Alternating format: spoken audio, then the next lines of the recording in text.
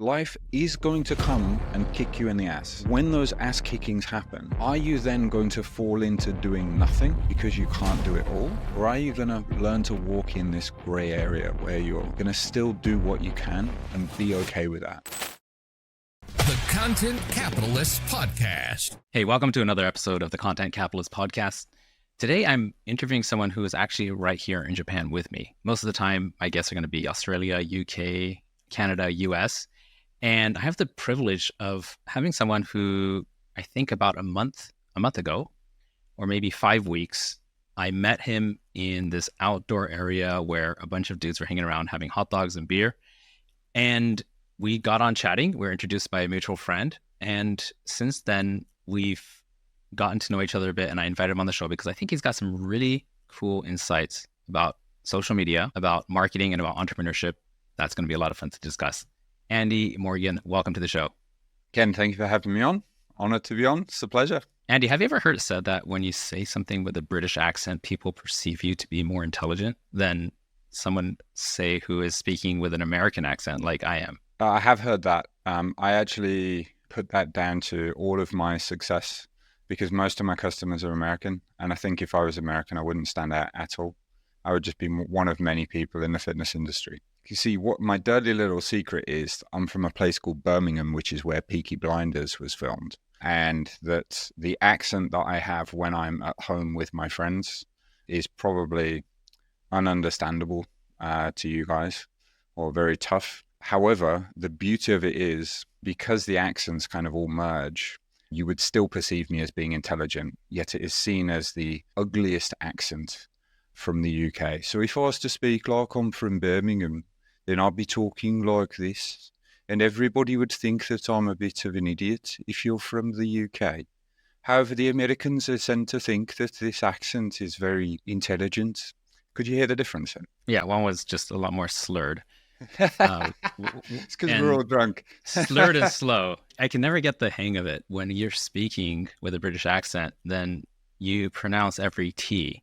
I want to go to the bathroom. And in American English, the T's are all silent. And I didn't realize that until I heard myself speak. And I was like, oh yeah, that's a thing. But accents aside, you've got a couple of things going on. You got rippedbody.com and then athletebody, which are in the fitness realm, and you produce a lot of stuff online. Could you give us an overview of your businesses and what is it you do? Sure, yeah. 2 businesses, both in the fitness industry, both primarily in the coaching space. That's where we make most of our money.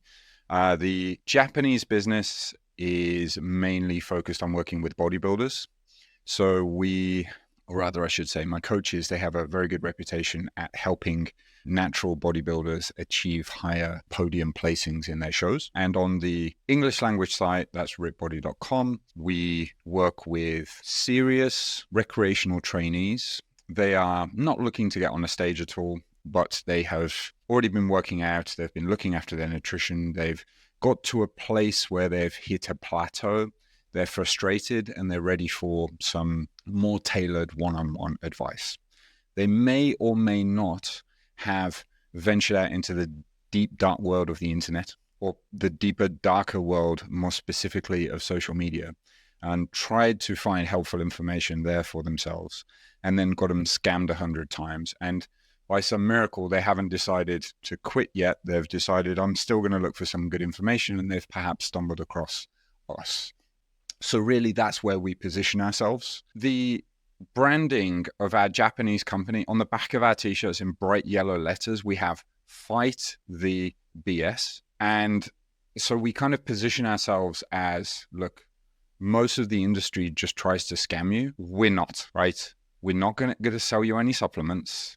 We're not going to tell you that there's any shortcuts. You're going to have to put in the work. And the shortest cut is actually to figure out what's wrong, dial that in, dial down everything else that is just a distraction, and focus on that. That's going to be the shortest path to get to your goal.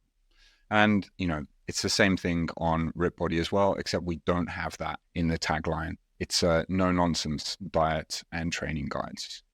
And we've been doing that for 13 years now. The Japanese website, athletebody.jp, we're widely considered to be the most trusted website when it comes to nutrition and training information. So actually, I skipped over that part. The place where we get our customers, the place where we really nurture our customers is on the websites. They come usually via a Google search, perhaps from social media, and then come to the websites to have the long form articles. They really stand out. We try and make them exceptionally good. And then they start really falling in love with the writing, the website, because it's so helpful, unlike most of the other stuff that they have stumbled upon up until that point that usually has and now buy my super secret powder that's going to get you abs in 6 days or whatever, right? So yeah, that's kind of where we are in the market. Yeah, that makes sense.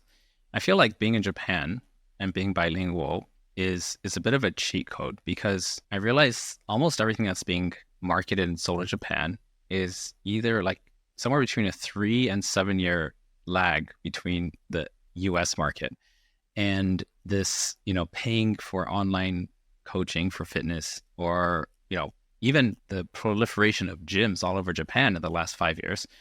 That's happened after the US and after Australia. So almost everything happens a little bit later, especially when it comes to marketing on the internet. Have you seen that too and taken advantage of that? Like, hey, that worked over there, but nobody's doing it in Japan. Let's see if we can, make a Japanese localized version of a business model. Is that something that you've noticed and taken advantage of?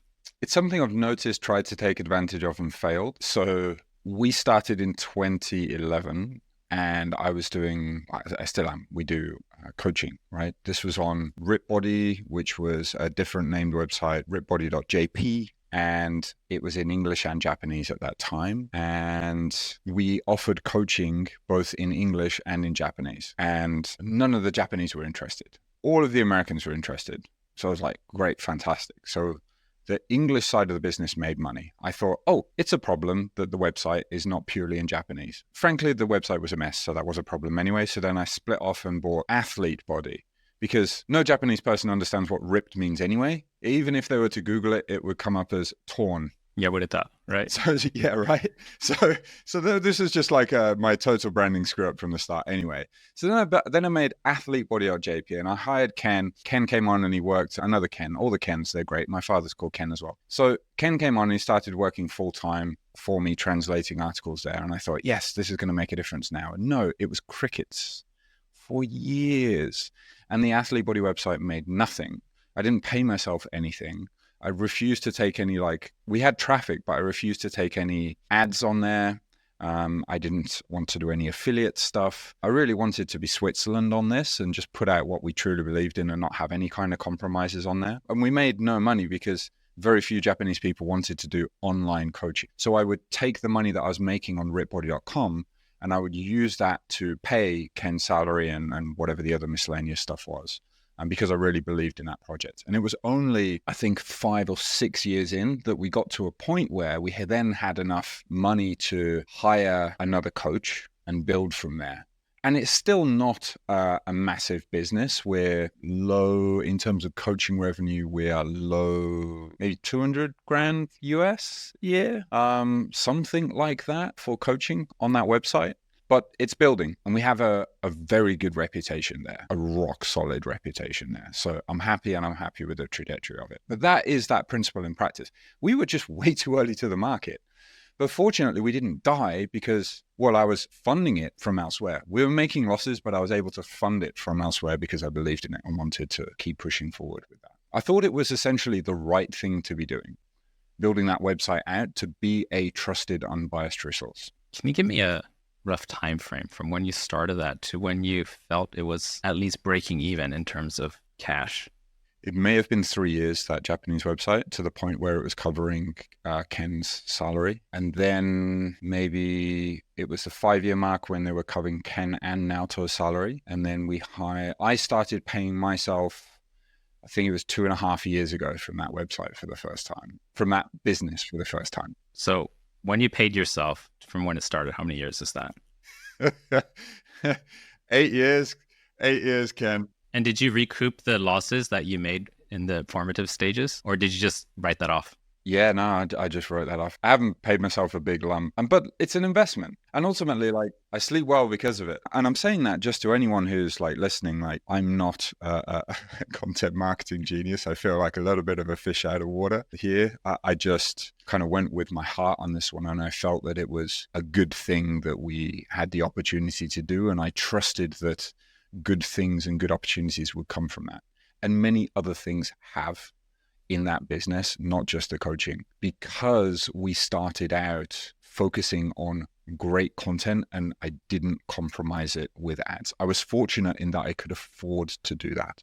I love that. Do you think that the reason most people fail when they get into marketing or business in general is a lack of patience?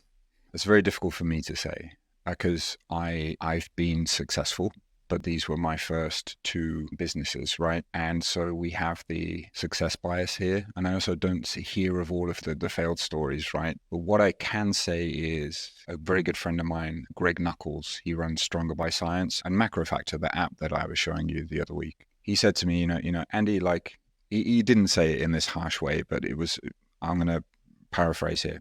It's easy for you to sit on this pure pedestal where you're very choosy about your clients and you refuse to take ads and you don't do anything that compromises your very high ethical standards when you're in that position where you have enough clients and you have enough money and you don't have a family to feed and a rent to pay for and you're struggling. So just bear that in mind. And I was like, yeah. Because if I was in that position, if I was doing it later and I had 2 kids or 10 kids, like as you decided to repopulate Japan, right, Ken? It would have put me in a tough position. I wouldn't have been able to be as patient as I had. So do people need to be more patient? Perhaps. I don't know the metrics for that, though. I'm certainly less judgmental, though, about those things. I'm curious about if you could break down for us, what is the marketing model? You said things like you've put out content forever without seeing a return. You want to, cut the bullshit and get to the real solutions. You're not selling potions and lotions.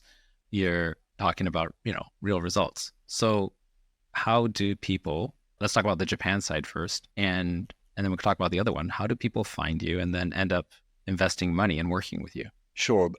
Both sides are similar, but there are nuances here. The way that people have found us in Japan has been through Google search and then word of mouth. And word of mouth on the internet is Twitter, certainly in the fitness community. That's where everybody is. And so we will try to write articles on a specific topic. For example, creatine. It doesn't matter what that is. It's just a supplement, right? That is very popular. And we will try to write an article that is one and done. That is the article on the topic. And we go back and we update that whenever there's something further to say. And so when somebody has a question about creatine, we want to have a resource where the community, the fitness community, is able to be like, yeah, boom, just check out this article on athletebody. And so we've tried to do that for very specific key topic areas. We've done some debunks, but we try to stay away from debunks because this can draw you into kind of a negative headspace and a negative kind of community, right? We want to, as much as possible, try to build up and be very helpful, but not coming too much from a debunk position, despite the fight the BS kind of mantra that we have, right? Now, what happened was because the website got very popular and was very trusted within the community, we then had the opportunity to bring across Starting Strength, which is a book on barbell training, and get that out into Japan. And so we brought that over here and we promoted that. And our main job was translation and then promotion. And that became really popular. I don't quite know how to quantify it. I don't think it was quite a #1 bestseller on Amazon, but it did well. And then we were able to bring over my muscle and strength pyramid books that I co-authored. And these sit somewhere between a Gen Pop book and a textbook that someone would read at university. So they're more targeted towards personal trainers, other coaches, and also serious bodybuilders and weight class athletes like powerlifters, etc. So these are on nutrition and training. We translated those and brought those across one by one as well. And we managed to get those to #1 on Amazon. And part of that was because we've got a good email list. And so we had the velocity of saying, hey guys, we're about to release, bam, go buy it. And then that velocity of sales kicks us up into #1. And of course, then screenshot that, put that in Not advertising. We don't do advertising, but, put that in our newsletter, etc. Right? Social. And those two books now are kind of considered to be the Bibles of nutrition and training in the industry, which is very flattering. You could ask your brother. He'd know more about that.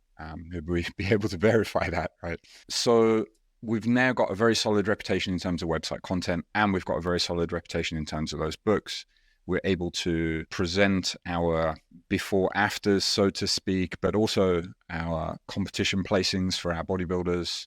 And then we kind of become an obvious choice for people who are looking for bodybuilding coaching if they're open to it online and they can afford it, of course.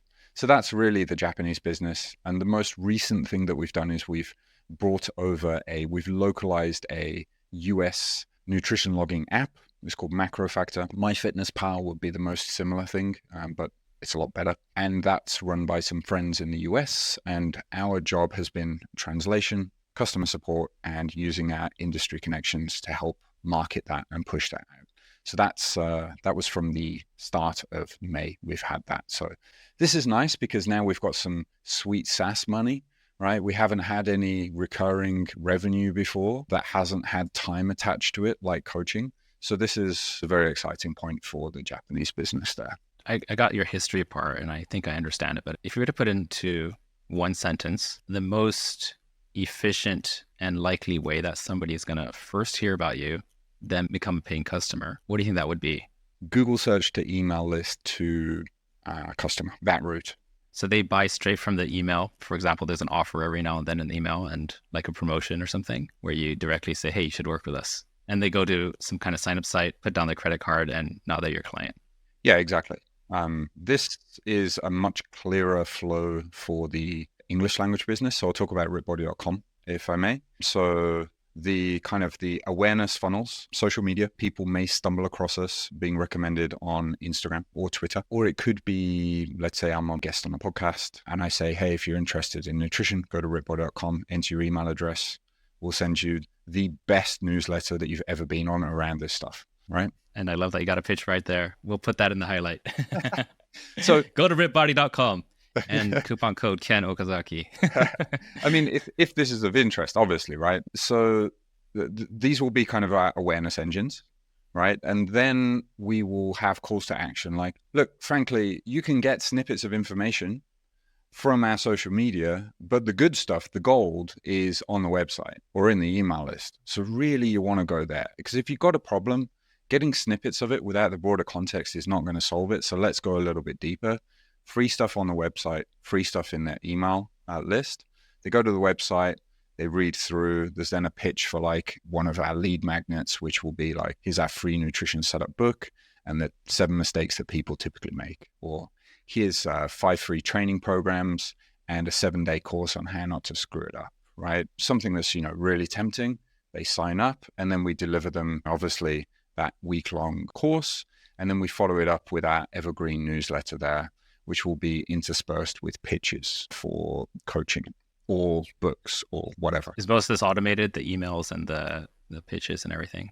So the pitches are not yet automated, no, but I'm working towards that.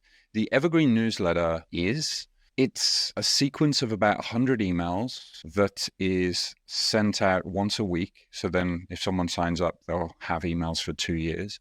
I'm looking actually to switch that to twice a week. So that will be stuff for a year. So you're telling me that I should. And yeah, I think I should be in their brains. I'd recommend it. Go on, please. Tell me why. The reason I recommend it is because the clients who are in my clients and other people in the marketing space, a lot of them are hesitant to push out too many emails because when they see annoying emails in their inbox, then it drives them nuts. But genuinely, if somebody had something that was interesting to you and it was that phase in your life where you're interested, then it's not going to bother you. The reason too many emails bother you is because it's not relevant to you right now. It was at some point, otherwise you would have never subscribed. So you're going to get people not opening and unsubscribing, but they were not going to anyway. It just takes longer for them to unsubscribe because they don't remember you as often. And it's good that they do unsubscribe because then the quality of your leads will go up. Like the people make a decision quicker. Like, is this for me now or am I going to unsubscribe? So that's number one. Number two, Andy, when you want to buy a new car, or if you get the urge to go take a vacation in Fiji, or to get your abs, showing, that's a phase. And you heat up for whatever reason, but then there's a slow cooling period, and you got to get them as, before they completely cool off. So that's my thinking behind that. And that's where you see, better conversions, I think. Yeah, that makes sense to me. The unsubscribe rate will go up, but only because they weren't interested enough in the first place.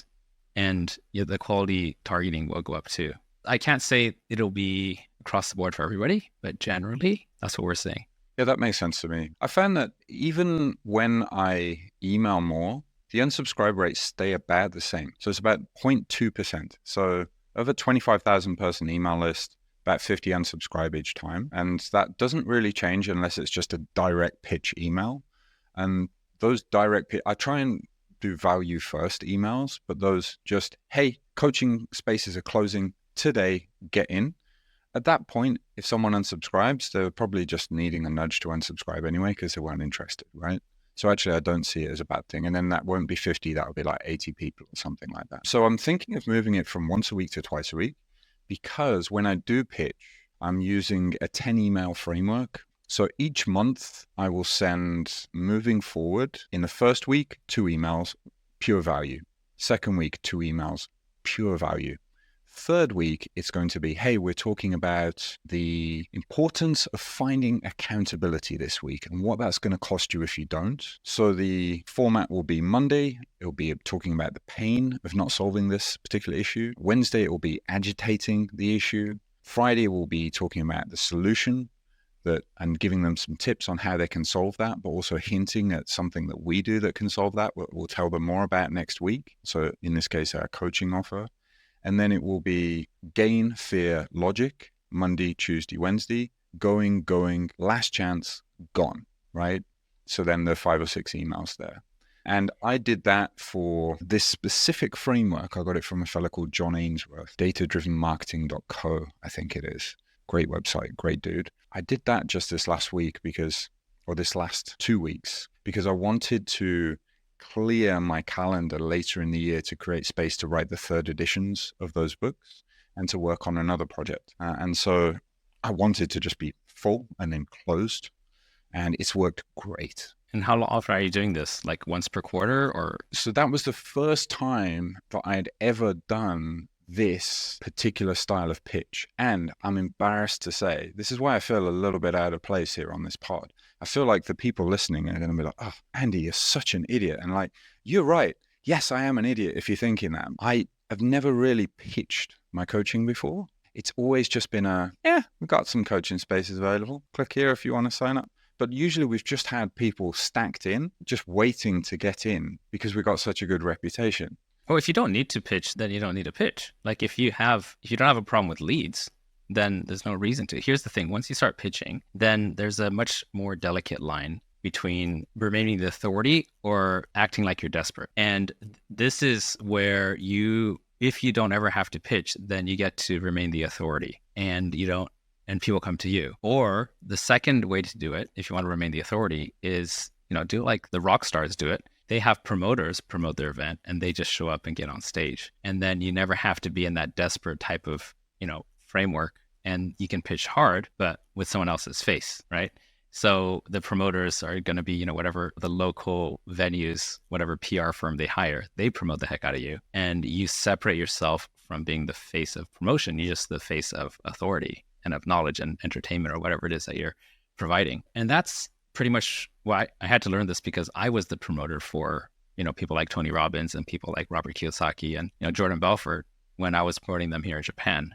They weren't the ones out there peddling their tickets. I was. And they just show up on stage that I set up for them. So there's that relationship. So there's nothing wrong with pitching, but some people get too wrapped up in that identity and they don't realize that their brand is changing and people's perception of you starts changing because of that. And that's something that it could hurt you in the long run. It might not. Or you can become known for being, the top sales guy, the pitch guy for what is it you do if you're wildly successful. Could we talk about this a little more? I don't know if this would be of interest to your listeners. So the reason that I'm now having to pitch is because it's not just me anymore. It's me and another coach, Matt. And actually, I want to build the business from here. And so we're going to build out a lower tier offer. Our coaching is high-ish end in this nutrition and training coaching niche. So it's $500 to $800 a month, and LTV is something like 7 months. So this already cuts out a large part of the market. And we're looking at building out like a lower ticket, some kind of offer there, like a done with you offer rather than a done for you,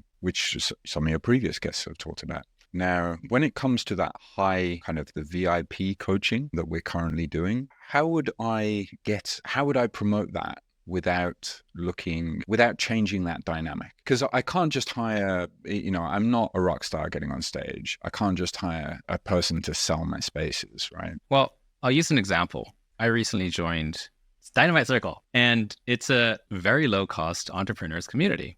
And now to come in there is not a huge commitment. We meet once a month, we collaborate online, and we have like annual international events. But for me, just to be able to keep in touch and kind of feel like I've paid my, like I own a seat at the table instead of like tagging along, it feels good and it's not a high cost. Now, if someone came to me from, let's just say somebody who's at a higher tier, taps me on the shoulder and has a one-on-one chat and says, hey, we noticed that you're really good at A, B, C, and D, and I think that you'd have a lot to offer at this other tier. I'd love to give you a free pass to come and as my personal guest and check it out and meet the community. No talk about price, no talk about anything other than we see unique value in you and these people who are at a different tier that you have not been exposed to yet. I think that you'd be able to add value to them. Now I'm flattered. Now I feel like, oh, they noticed me. Like, what did they notice, And of course, there's a bit of research done to make sure, that it's not insincere. And because of that, I'm going to get in there and either I'm going to love the community or I'm going to feel like it's not for me. It's literally a gift that you're going to give them. And there's a high likelihood I would, if they've researched me and they know my financial, standing, I can afford it. They wouldn't have tapped me on the shoulder if I didn't. So number one, money's not a problem. They're qualified. Number two, are they a good fit? Are they a culture fit? And if yes, then afterwards say how to code. Would you consider joining? Now, this is a model that works really well in this two-tier type of system when it comes to coaching, online communities, and things like that. And so what you do is you sell everybody. You only promote one thing, which is the low ticket, low tier one. Some people, me included, with other communities, have done my own research and I've realized there's another level.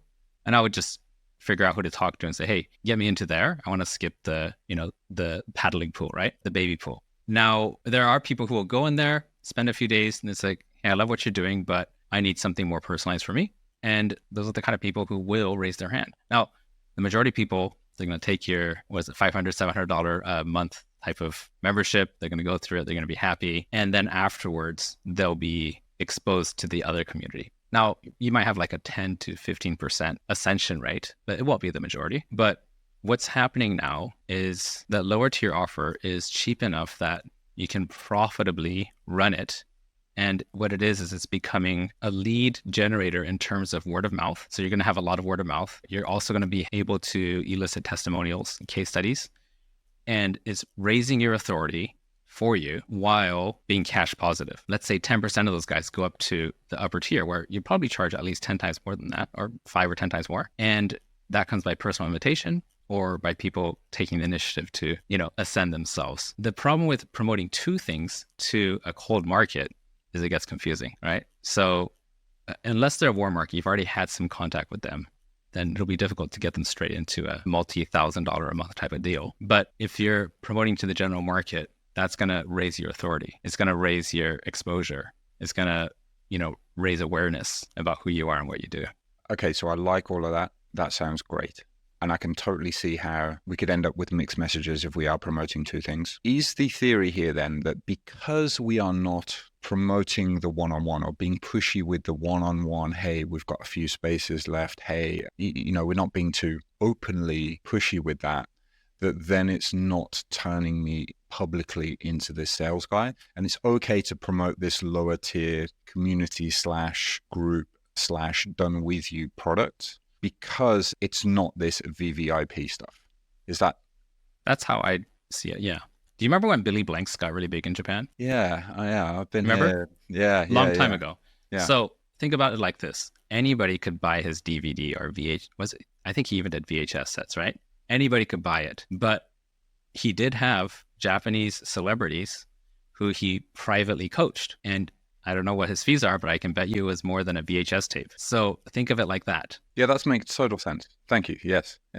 See, this is turned into a coaching call. Billy Blanks, that's a blast from the past. Yeah. From the past, way back. 20 years. I'm actually, to tell you the truth, transparently, I'm restructuring my business a bit too, to follow this model more closely.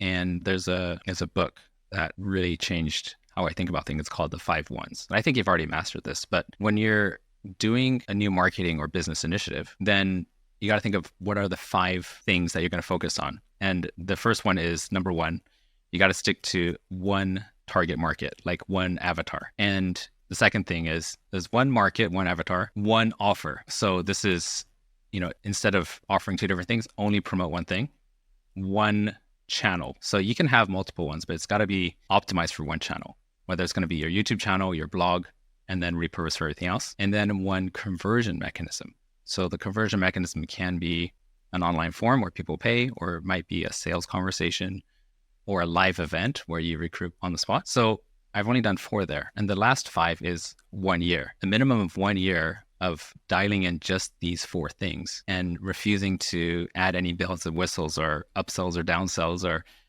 other things to confuse your audience or to dilute your focus is going to negate the focus, that laser focus you need to get that one thing working. And that's called the 5 Ones. And for me, that's been my playbook. The playbook that has been your playbook, or that's going to be the playbook that you more rigorously implement from here? Because you started out saying that you were looking at repositioning.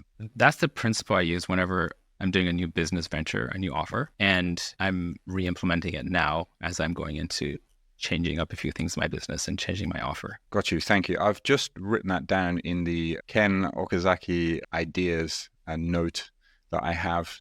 Oh, I can't take credit for that. Within my Apple Notes. No, you absolutely take credit because you positioned it to me at the right time where it was something I needed. And you're saying that it's not your idea, but yeah. Oh, here. So, dear listener, Ken has just gone off to his very large bookshelf. The one thing. I like it. It's called The One Thing.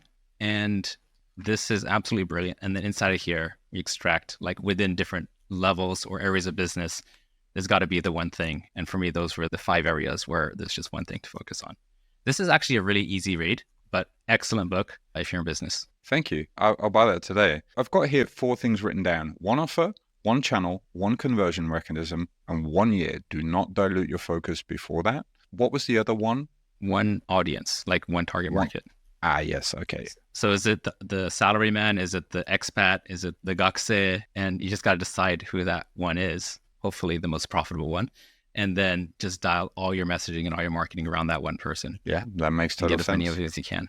What's the biggest difference you see between Japanese and international or English-speaking marketing that you've experienced? Because you're on both sides of the fence. Or let's just say business in general. People are slower to agree or come to terms, but once things are agreed, things tend to move fast here. In Japan, that is. So it's harder to get people to say yes, but once they're in, they're like, no, I'm decided. I mean, it seems more with Americans, they're happy to dive in and give something a shot, but the flip side is they're also very happy to dive out because they're like, yeah, well, that didn't work. Or they're diving into 5 things at once, and yours is just one of them. Yeah, so I'll tell you one thing that's kind of funny. Japanese readers will read everything that you write to them. No, not everything and not always, but like our customers, like we will send them instructions and they will follow the instructions. Our English speakers, you send stuff to them, you have to have stuff bolded, you have to have like bullet points, like summaries, like...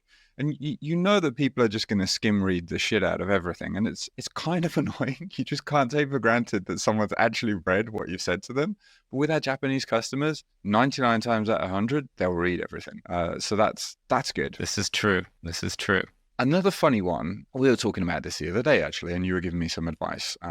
When it comes to teaching live, whether that be online or in person, Westerners, very happy to put their hand up, ask questions. Cool. It's all good. Japanese, much more hesitant to put their hand up and ask questions because they fear embarrassment in front of the group. So then you need to kind of come up with strategies for how you're going to deal with that and create an environment where people feel comfortable, where they can ask questions, because you want to have that warm vibe where people feel that they can ask questions and they're part of a community, and this is a non-judgmental zone because we're all just looking to learn here. So that's another difference that we have. But when you get people in the right environment, I'll give the context around this. There was an event where I hired a very, very influential speaker from the US to coach my clients on sales. And the sales specifically from a stage, like how, if you're in a room of 1,000 people, how can you get 200 of them to buy your $10,000 product, right? So that's what this guy is about. And a big piece of that was completely, the term he used is dying to yourself, where like you're not doing anything for yourself. It's as if you don't exist. It has to be 100% about the needs, the desires, the fears, the unspoken thoughts of your audience. And so there was some very confronting exercises where he helped the Japanese audience that we brought there to have these breakthroughs. And in order to do that, we had to reassure them over and over it's a safe space and that they can really do, play full out. And I was surprised to see how far he took my audience. Well, it was his audience, definitely, when he's on stage. But these are people who are business owners. They're shachos, they're sarariman. They've been in companies as Shain for years and years, and they're executives.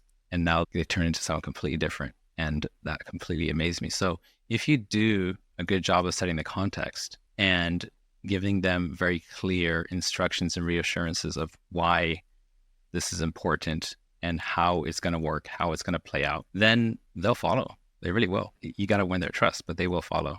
So what's the phrase? Saishoga kanjin? Is that the phrase, or did I get that wrong? Yeah, where'd you hear that from? It might have been about 15 years ago. I think I picked it up in the martial arts, or maybe I was talking about in school. Maybe it was lesson planning. And it was talking about the importance of setting the tone in that first lesson. I used to teach in high schools. You know how I'm kind of this business idiot where I built the Japanese website, not really seeing what the profit centers could be in the future, but just believing in the project, right? An example of another opportunity that has come up because of this is running a monthly seminar series and kind of community membership. And that happened because we had a deep amount of trust in the community, and we're able to partner with a fellow called Suzuki Masashi. And if you Google Suzuki Masashi bodybuilding, you'll see he's like 9-time All Japan JBBF champion, like until he got injured when he couldn't compete anymore. So absolute legend. But he's prepared to team up with us and do this because of the reputation that we built. Like, and that would never happen if we hadn't have stayed, kind of apolitical, so to speak, right? Like Switzerland, Another thing too, I think, is as an expat, a lot of Japanese are wondering, are you just going to take off and go home as soon as like what's your staying power? And because of the time you spent here, I think that's another reason why people trust you. Yeah, this is a good point. Versus some, like when COVID hit, do you remember how many of your expat friends just took off? Like probably more than half, right? More disappointing. I can understand COVID. I have quite long-term friends, but if I had been in more of the English teaching world or more new to Japan world, then I can see a lot of people leaving. More disappointing was when the earthquake hit. How many people just left? That they were like, "Come on, guys! Like, what? You're just leaving? You're just begging your companies to just transfer you back home?" Like, and you could see it from the Tokyo American Club membership dip. How many of these high-level execs that were just like, off they go, back home. Anyway, just to tie up that thread, the reason I mentioned about Suzuki Masashi and the opportunity there, the business opportunity there, like another revenue stream that we're now looking to create, and I think we have a good shot at it. We have to, from the start, create this feeling of you can ask questions. Yes, this guy is a legend, and you look up to him. And yes, you look up to our coach Naoto and Kosei as very, very knowledgeable coaches in bodybuilding. But there are no stupid questions. If you're thinking something, 10 other people of these 100 are probably thinking it, and it's okay to ask. So strategies, how do we bring people out of their shells, given that we're delivering this online? How can we make it a really fun community? How can we make it friendly? We're having to think through these things right now because we want to hit it. Like, we want to knock it out of the park right from the get-go, because the first is important. how we start, what's a phrase we use? You got to start as you mean to go on. We've got to set the tone right from the start. So yeah, that's kind of another thing that's come out of this. And how's that going so far as getting people to engage and ask these questions? So we haven't actually got it live yet. We're in the pre-promotion stage. So it's just been setting up the tech, deciding what tools we're going to use for that, what lessons we're going to do. But we're fairly Can I give you an idea? Sure, please. Because you're in pre-launch, you can get your active community to help you build the program in the sense of saying, hey, we're going to launch this thing in X amount of weeks. Now, we want to make sure that we don't put anything in there that you're not actually interested in. We only want to put what you, the listener or the reader, is most interested in. So by replying to this email with your top question, you're helping us to build a curriculum. So now they feel ownership partly of this project because they contributed to it. Now you might want to tweak your curriculum a bit based on what they put in there, and then you're going to find out what they really want. And you also know what to put up front in your marketing. This is what people actually want. Now, the second thing you're going to do is after it's launched, you're going to keep drilling that in as the core message if you decide to adopt it, which is we only teach what people genuinely want answers to. And the only way we can get better is by you telling us what's the thing you want the answer to. What's the solution you're looking for? So let's take a minute right now. Everybody anonymously fill out this form. You send out a form, and then all these questions come up. It's anonymous, so nobody has to feel embarrassed. And then you throw all the questions back to the community to vote on which ones that, which questions to answer first and which order. So this gives the community ownership of both the creation of the program and the way that it evolves. And now they're going to be much more likely to invite their friends. They're going to be much more likely to refer people, much more likely to stick around because now they co-created this with you. It's not you being the encyclopedia, it's them having part in creating what's actually important to them. Does that make sense? Beautiful. I love it. In fact, as soon as we get off this call, I'm going to call up Ken number 2, I'll call him, and we're going to have a chat about exactly this, how we can do exactly this. It's so obvious, but like it's nothing, you haven't said anything there that is mind-blowing, but like it's just so right that is the right thing to do. Because just think what you would want, right? That's exactly what I would want. And then, of course, when you pitch it, you're going to say, thanks for contributing to this course that we made for you based on what you told us. And this is the list of things you told us is most important to you. And like there might be 12 pillars or something like that. And let's get you inside. That's the message. Let's see the house that we built for you, the house that you helped us plan. And you tour them inside, they look around, and by the time they've checked out everything, and that's when you get them to sign on the dotted line and buy the house. I love it. Nice. Yeah, thank you. That's a really good idea. So we're going a bit overtime here, but I want to ask I got 2 last questions. Second to the last question is going to be, what's a common misconception about fitness that you're finding people have in Japan uniquely compared to other countries, or fitness in general, not necessarily online? I think that if you're going to get into shape, it has to be very, very hardcore. This is kind of a cultural thing with the Japanese. They tend to think of their hobby, not their hobbies. They will have 1 or 2 hobbies, but typically 1, and they will do that all out. That is the thing that they do after work and on the weekend. And so when you position, or when people think about getting in shape or not getting in shape, but like bodybuilding, for example, literally building a better body, right? Losing a bit of fat, gaining a bit of muscle, which is what kind of everyone wants. They don't think of, okay, I'll make some small tweaks to my diet, maybe no desserts, and I'll cut out like the whiskey in the evenings, and I'll start going to the gym twice a week. They think, okay, well, I'm going to have to carry around my protein shaker. I'm going to have to go to the gym 5 times a week. I'm going to have to start doing that tanning that I see these people do. And I'm not sure I'm really into that. And like the fashion that a lot of these kind of physique competitors have, I'm not really sure I want to do that kind of baggy pants, but I guess that's what I'll have to do. It's all or nothing, right? It is. When it comes to the clients that we work with on the English language site who aren't the bodybuilders, who are literally all in, right, for everything, right? When it comes to the recreational trainees, The thing that separates those who are successful in transforming themselves from those who are not is the people who are successful have learned to avoid the all or nothing mentality. Because life is going to come and kick you in the ass at times. And when those ass kickings happen, are you then going to fall into doing nothing because you can't do it all? Or are you going to learn to walk in this gray area where you're going to still do what you can and be okay with that? Be okay with making half the progress rather than regressing. And people find themselves really stuck there. So if a client has learned, if we've managed to teach them to walk in this gray zone, to avoid this all or nothing mental trap, I'm no longer worried about them. I know they're going to be all right when they go on vacations, when they, when things happen and we have to dial things back for them. And it's a really, really good place to be, to see the transformation that someone goes through as a client mentally. Like the mental transformation is what it's all about.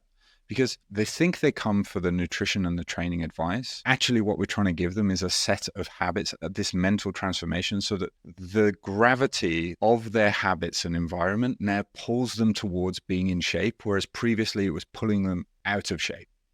Because then I know they're going to be long-term successful. And then I know they're going to become a walking billboard for our services. So yeah, it's really that all or nothing. It's even more extreme, perhaps, in Japan. I think so. I mean, I think this word's actually kind of gone international, otaku, where it just describes somebody who's obsessed with their hobby, like extreme obsession, whether it's going to be comic books or whatever. Okay, last question here. You've built a successful business in online training, and a lot of people are trying to get into the space.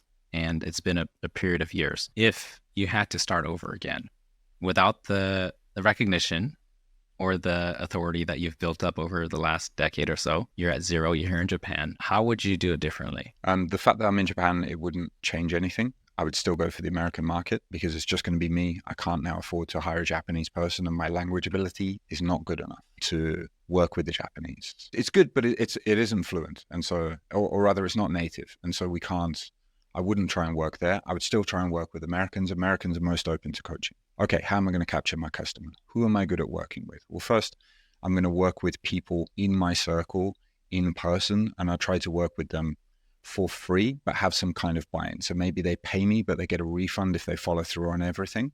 And I may give them cash if they allow me to use their testimonial at the end. And I try and work with 5 very dedicated people. So then I'll get their testimonials and I start talking about, actually, I would create videos of how I'm working with these people, but not publishing them as we're going along. And for the ones that were successful, I would then publish those videos later on as if I'm working with them at the time. So I'd tell a little bit of a white lie. Here's my client, Tom. We're going to work together for the next 12 weeks. Join us. Let's see how he does. The transformation's actually already happened. And the reason I'll do that is because I want the security, because not everyone is going to follow through. And I would do that via YouTube. I would get really good at YouTube because I got good at writing, but that's because I just practiced. But now I think things are shifting more over into video. You've talked about this on your podcast before. So I would do that via YouTube, and I would stick to a fairly niche demographic and try to learn everything about these people's pain points. And then I would tweak my offer from there. I would try and get referrals. I would then try and build that channel out from there. That's how I would go. It's essentially what I did at the start, but instead of writing video and tweaked. Yeah. So that you're bringing people along for the journey. And I would still do what I did from the start, which is maintain this one of us feeling that Chris Brogan and Julian Smith talk about in their book, Trust Agents. It's a 2011 book, I think it is. It's really good still. And this is talking about how don't position yourself as a sensei. Don't position yourself as like better than them. Just try and be one of them and build trust, and position yourself as just someone who's got a little more experience and is a little further ahead of this than you. I think people respond to that positioning better. Sure. Some people respond to like this guru and student kind of situation. And sure, that can be very powerful. But that's harder to do if you're starting from zero and you don't have the track record. Exactly. Yeah. And it's not really, I don't see that as your personality. You're so soft-spoken. I don't see you, Andy, as being someone who, I mean, maybe you can. Like, could you put on a drill sergeant type of attitude when you're training people? Or is that just not you? Would you feel so gross doing that? I'd feel a bit gross. I think I think romantically, I like the idea romantically of that Full Metal Jacket like teardown, but it's not me. Yeah, stick to what you are. Andy, thank you so much for that. I appreciate everything you shared here. It was a really insightful conversation. And you guys know where to find them. rippedbody.com, athletebody.jp, is it, or .com? Yeah, the JP. Or .com will redirect.